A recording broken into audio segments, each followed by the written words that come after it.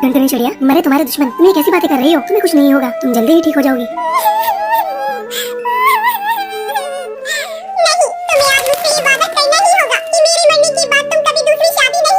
टुनटुनी, मैं तुमसे वादा करता हूँ कि मैं कोई दूसरी शादी नहीं करूँगा। कुछ दिन इसी तरह गुजर जाते हैं।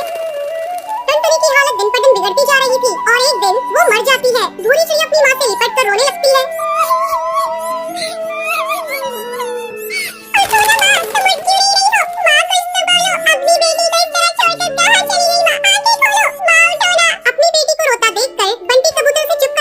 बेटी, तेरी माँ बहुत अच्छी थी, इसलिए भगवान ने उसे अपने पास बुला लिया। अब बंटी कबूतर अपनी बेटी का ध्यान रखता था और फिर काम पर चला जाता था। एक दिन उसके घर कालू कौवा आता है और उससे कहता है, तुम कब तक भाभी के गम में इस तरह डूबे रहोगे? मेरी मानो तो तुम दूसरी शादी कर लो। भूरी अभी बहुत छोटी है, उसे माँ की जरूरत है। कालू कौवा बंटी कबूतर को बहुत समझाता है। न चाहते हुए भी बंटी कबूतर कालू कौवे की बात मान लेता है और वो टूनी चिड़िया से शादी कर लेता है।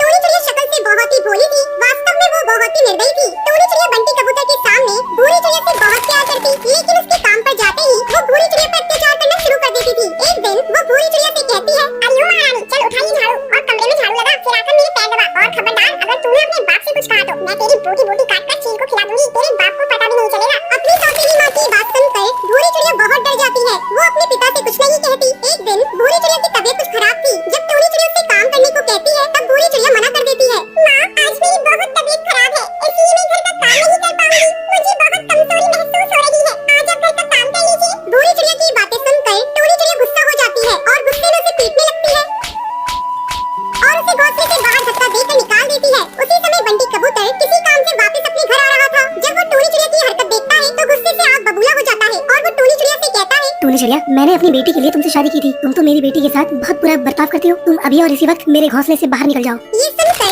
टूनी चिड़िया बंटी कबूतर से माफी मांगने लगती है। बंटी, मुझे माफ कर दो, ये बिजली बहुत ही ज्यादा बदतमीज है। तुम तो जानते हो ना मैं तुमसे और भूरी से कितना प्यार करती हूँ। तुम ही मुझे बताओ, मैं अपनी बेटी को नुकसान पहुँचा सकती हूँ क्या? वो टूनी चिड़िया को माफ नहीं करता और उसे घोंसले से भगा देता है। फिर बंटी कबूतर अपनी बेटी भूरी चिड़िया के साथ खुशी खुशी रहने लगता है। एक जंगल में टुनटुनी नाम की गरीब चिड़िया रहती थी। वो मिट्टी के खिलौने बनाकर जंगल में पक्षियों को बेचा करती थी, लेकिन उसके खिलौने ज्यादा अच्छे नहीं होते थे। एक दिन वो टोकरी में खिलौने बनाकर जंगल में बेचने के लिए जाती है। खिलौने ले लो, खिलौने, मिट्टी के खिलौने ले लो, हाथी घोड़ा चिड़िया बंदर ले लो, खिलौने सुंदर सुंदर ले लो। तभी बबी कबूतरी अपनी बेटी के साथ वहाँ पर आती है।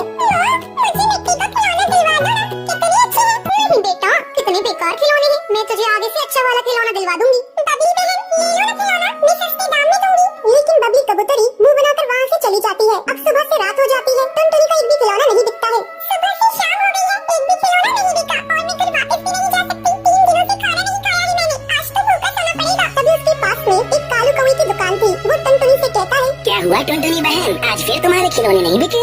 मेरा तुम्हारी मदद करने का बहुत मन करता है, पर मैं मजबूर हूँ। मेरे बीवी बच्चे हैं, इन पैसों में उनका ही पूरा नहीं हो पाता है। कोई नहीं कालू भैया, आपने मेरे बारे में सोचा, यही काफी है मेरे लिए। ये कहकर टुनटुनी अपने घर जाने लगती है। तभी उसे जंगल में पीछे से अजीब सी आवाजें सुनाई देती हैं। ये सुनकर टुनटुनी डर जाती है। टुनटुनी बेटा, इधर आओ, टुनटुनी इधर आओ, मेरे पास।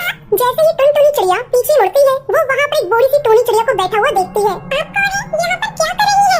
बेटा, मेरा नाम टूनी है, मैं पास वाले जंगल में रहती थी, वहाँ मेरा घर चल गया, अब मैं अकेली हूँ, क्या मैं तुम्हारे साथ रह सकती हूँ? माँ जी, मैं आपको अपने साथ तो ले जाऊंगी, लेकिन मेरे पास कुछ खाने की लाई है, मैं आपको क्या खिलाऊंगी, लेकिन फिर भी आप मेरे साथ चल सकती हैं, यहाँ अकेला जंगल में रुकना ठीक नहीं होगा। टुनटुनी टूनी को अपने साथ अपने घर ले जाती है। बेटा, मुझे बहुत तेज भूख लग रही है, जरा कुछ खाने के लिए बना देती हूँ, देखती हूँ किचन में कुछ मिल जाए, पर मेरे किचन में कुछ भी नहीं है, मैं खुद 2 दिन से भूखी हूँ माँ जी। फिर भी टूनी चिड़िया की आत्मा किचन में जाती है और अपने असली रूप में आ जाती है और जादू के सारे डिब्बे खाने से भर देती है। बेटा देखो, तुम्हारे किचन में तो बहुत सारा सामान रखा है। टुनटुनी ये देखकर हैरान हो जाती है, लेकिन वो भूख की वजह से ज्यादा ध्यान नहीं देती और खाना खाकर सो जाती है। तभी रात में टूनी चिड़िया की आत्मा घर से बाहर निकलती है और अपने जादू से आंगन में पड़ी मिट्टी से टुनटुनी के लिए सारे खिलौने बना देती है। वो एक अच्छी चिड़िया की आत्मा थी। अगली सुबह, माँ जी ये देखिए, कितने सुंदर खिलौने हैं, ये आपके बनाए हैं? हाँ बेटा, मेरे पति को भी मिट्टी के खिलौने बनाने का शौक था, उन्होंने ही मुझे ये बनाना सिखाया है। अब टुनटुनी चिड़िया वो खिलौने लेकर बेचने के लिए बाजार जाती है। थोड़ी ही देर में वो सारे खिलौने बिक जाते हैं। ये देखकर कालू कौवा उससे जलने लगता है।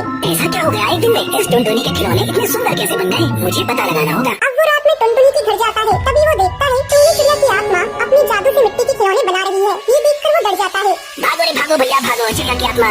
अगले दिन वो जंगल के पक्षी और जादूगरनी के साथ टुनटुनी के घर आता है। अरे टुनटुनी, बाहर निकलो, घर से बाहर आओ। क्या हुआ है भैया, आप इतने चिल्ला क्यों रही हैं? टुनटुनी, कल रात कालू कौवे ने तुम्हारे यहाँ एक चिड़िया की आत्मा को देखा है। कहा है उसे घर से बाहर निकालो, कहाँ छिपा रहा है? कालू कौवा, वो एक बहुत अच्छी है, वो कोई चिड़िया की आत्मा नहीं है। माँ जी बाहर आइए, देखिए सब आपको क्या बोल रही है। टूनी चिड़िया बाहर आती है, जादूगरनी उससे पूछती है, कौन हो तुम, यहाँ पर क्या कर रही हो, बता, तू चिड़िया की आत्मा है ना? मैं जानती हूँ। कौन? मैं भूत नहीं, मैं तो पास वाले जंगल में रहती हूँ। अच्छा, अभी दूध का दूध पानी का पानी हो जाएगा। जादूगरनी टूनी चिड़िया की आत्मा पर गंगा जल डालने लगती है। टूनी चिड़िया की आत्मा अपने असली रूप में आ जाती है। क्या कर रही हो? मुझे दर्द हो रहा है, जाने दो, मैं किसी को नुकसान पहुंचाने नहीं आई हूँ। मैंने तुम्हें क्या बिगाड़ा है? सच बताता हूँ। जादूगरनी हो, मुझे दर्द हो रहा है, मुझे अपनी बात सुनने का मौका तो दीजिए। मैं सोचती हूँ कि माँ जी, आप चिड़िया की आत्मा नहीं, आपने हमेशा मेरी मदद की, पर आपने मुझे बताया क्यों नहीं? बेटा, मुझे माफ कर दो, मैंने तुमसे सच छुपाया। मेरी एक बेटी थी, बिल्कुल तुम्हारी जैसी। मैं उससे बहुत प्यार करती थी, लेकिन बीमारी की वजह से उसकी मौत हो गई। उसकी याद में मैंने खुदकुशी कर ली और एक आत्मा के रूप में इधर-उधर भटकती रही। जब उस रात मैं तुम्हें परेशान रहा तो मुझे अपनी बेटी की याद आ गई, इसलिए मैं तुम्हारी मदद कर रही थी। इसके अलावा मैं तुम्हें नुकसान नहीं पहुंचाना चाहती थी। ये सुनकर सबकी आंखों में से आंसू निकलने लगते हैं। टुनटुनी रोते हुए कहती है, माँ, आप परेशान मत होइए, मैं भी आपकी बेटी जैसी हूँ। हाँ बेटा, मुझे तुम्हारी वजह से अपनी बेटी मिल गई। पूछिए और क्या चाहिए? मैं चलती हूँ, बस तुम ध्यान रखना, जब भी तुम्हें मेरी जरूरत होगी मैं तुम्हारे पास आऊंगी। ये कहकर टूनी चिड़िया की आत्मा वहाँ से चली जाती है। एक दिन बंटी खुशी-खुशी ऑफिस से घर आता है और अपनी पत्नी टुनटुनी को बुलाता है। टुनटुनी, कहाँ हो तुम? जल्दी इधर आओ। क्या हुआ बेटा, आज तो बड़ा खुश लग रहा है। हाँ माँ, आज मैं बहुत खुश हूँ क्योंकि मेरा आज प्रमोशन हुआ है। माँ, ये देखो मैं तुम्हारे लिए शॉल लेकर आया हूँ। तभी वहाँ टुनटुनी आ जाती है। क्या बात है जी, आपने मुझे क्यों बुलाया? हाँ टुनटुनी, ये लो, मैं तुम्हारे लिए सोने का हार लेकर आया हूँ। ये हाथ बहुत ही अच्छा लग रहा है। हाँ हाँ बेटा, इस तरक्की में इसी का तो हाथ है, मेरा तो जैसे कुछ है ही नहीं। ये लो पकड़ो अपनी घटिया शॉल, मुझे नहीं लेना। बबली गुस्से में शॉल पैक कर वहाँ से चली जाती है। अगली सुबह जब टुनटुनी सबके लिए चाय बना रही होती है तो वहाँ बबली आ जाती है। बहू, तू तो बड़ी शातिर निकली, तूने मेरे बेटे को अपने कब्जे में कर लिया। अब वो तेरी हर बात मानता है। मैं तो जैसे कुछ हूँ ही नहीं। माँ जी, आप ये क्या कह रही है? मैंने क्या किया है? तूने मेरे बेटे को काबू में कर लिया है और कह रही है कि मैंने क्या किया? मेरा बेटा कल तेरे लिए इतना महंगा हार लेकर आया और मेरे लिए बस 500 रुपए की शॉल। माँ जी, वो हार आप ले लीजिए, मैं क्या करूँ? मैं तो इतने महंगे हार पहनती भी नहीं हूँ। अच्छा, तो अब तू मुझे भीख में देगी? मैं तेरे पैर तोड़ दूंगी। तू अपने औकात में रहा कर, अब खड़ी-खड़ी मेरा मुंह देखेगी। चल अब जा जाके चाय बना। टुनटुनी बबली को चाय देती है। बबली जानबूझकर गरमा-गरम चाय टुनटुनी पे गिरा देती है। माँ जी, आपने ये क्या किया? तेरे साथ जो मैंने किया बहुत सही किया। इसी तरह कुछ दिन गुजर जाते हैं। एक दिन बबली जंगल से घर आती है। टुनटुनी, अरे ओ टुनटुनी, कहाँ मर गई? जल्दी से मेरे लिए एक गिलास पानी ला। अभी लाती हूँ माँ जी। टुनटुनी पानी लाकर अपनी सास को लाकर देती है। तभी अनाज घर में से जलने की बू आती है। टुनटुनी भागकर अनाज घर में जाती है। हे भगवान, ये क्या हो गया? माँ जी तो आज मुझे मार ही डालेंगी। तभी बबली कबूतरी आकर टुनटुनी पर चिल्लाने लगती है। अरे ये क्या किया तूने? पूरे साल का राशन का तूने सत्यानाश कर दिया। कल मुंह में इतना अनाज और चावल जला दिया, पूरे साल भर का तो था। भरी बारिश में चुन चुन कर इकट्ठा किया था ताकि इस बार की बारिश आराम से कर सके। इसकी भरपाई कौन करेगा? तेरा वो कंगाल बाप। मेरे पापा को बीच में मत लाइए। तेरे बाप को कंगाल ना कहूँ तो क्या कहूँ? उसने 2 जोड़ी कपड़ों में तुझे मेरे मत्थे मार दिया। मैंने तो सोचा था अपने बेटे की शादी किसी अमीर चिड़िया से करूँ। है जा, मैं तुझे अभी बताती हूँ। इतना कहकर बबली जलती हुई लकड़ी से टुनटुनी के पर जला देती है। रात को जब बंटी घर आता है तो वो टुनटुनी के जले हुए पर देखकर वो उससे पूछता है, टुनटुनी, ये क्या हुआ तुम्हारे पर को? ये तुम्हारा पर कैसे जल गया? टुनटुनी, तुम झूठ मत बोलो, मैं सब जानता हूँ। ये सब माँ का किया धरा है। मैं अभी माँ से जाकर पूछता हूँ। बंटी गुस्से में बबली के घोंसले में जाता है। माँ, तुमने बहुत अत्याचार कर लिया टुनटुनी पर। अब मैं और नहीं रह सकता यहाँ पर। मैं टुनटुनी को लेकर यहाँ से चला जाता हूँ। नहीं बेटा, इस बुढ़ापे में तू मुझे छोड़कर मत जा। आगे से तुझे मेरी कोई शिकायत नहीं मिलेगी। नहीं माँ, अब मैं तुम्हारी एक नहीं सुनूंगा। मैं जा रहा हूँ। बंटी टुनटुनी को लेकर घर छोड़कर चला जाता है और दूसरी नदी किनारे बने पेड़ पर अपना आशियाना बनाता है। ऐसे ही कुछ साल गुजर जाते हैं।